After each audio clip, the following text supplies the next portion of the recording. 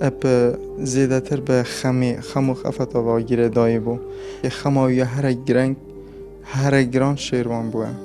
کوام زندانت امشن بیشین پارتی گوانا کره خوش شیروانی که ماوه 3 و 12 روزانت زندانه دا حج امین نخوشت که وی تو رجا شکراوی بلند بید. پشتی بو ماوه 2 هفتیانت نخوشخانه داد مینید الهجده و مهوغه را به زفریند که تو دیدارا کره خوشات نابید.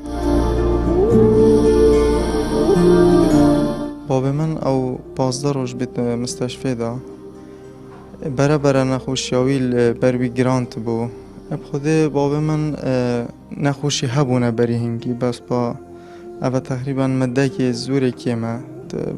وان دو سه هیوا در رجا شکراوی گلک بلند بویا یعنی شکر بوی درست بویا و تنها رجا شکراوی گلک زیده بویا جبر هنده بو اگر گیان دزداناوی البری که و غرکت بردام دنگ و باسن کره خود پرسی اوش دل خوزی را تلان که دوباره شیروانی ببینید او جارانجی دا خوزا نوین خود کرد و پیچکش کلا خریبیا خوشت کاند. بیلی با کمانده کن بریا دو روزا کو و غرکت گلک یعنی وضعوی باش بود شاید گلمه پاقویتن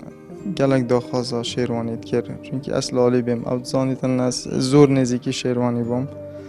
گلک دف من دا خوزا شیروانیت کرد حتی زاروکتوی تاد نلالید گوتا من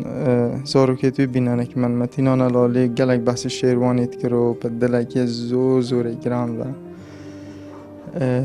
اوجی داخوازا آزاد بیناوی دو گوته چه اخبار هنه تلفون کریه تلفون نکریه چه تشتک هیه تشتکی نی بو من بیجن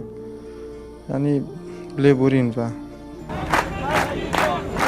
اتماوی 5 مهنبوری دا دستحالاتا با دینان نزیکی 300 کسان دست سر کرینه او تانها جیزده تری 3 روزنامه وان و چالاکوانا بداد که هیکرن زندان دانه او چارنوی سوان دیار نینه هیویو دا خوازین خزاننوان جی تانها نگهشتی نگوهن دستحالاته او ایدی او جان خوشیل سر دانن